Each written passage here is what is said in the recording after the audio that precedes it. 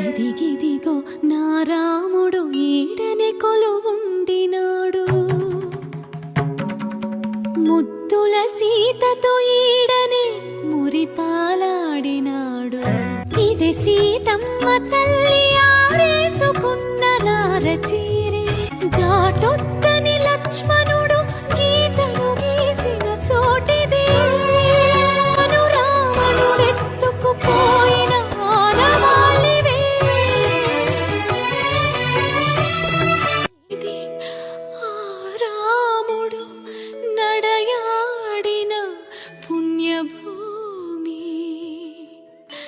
మరి నా రాముని కీడ నిలువని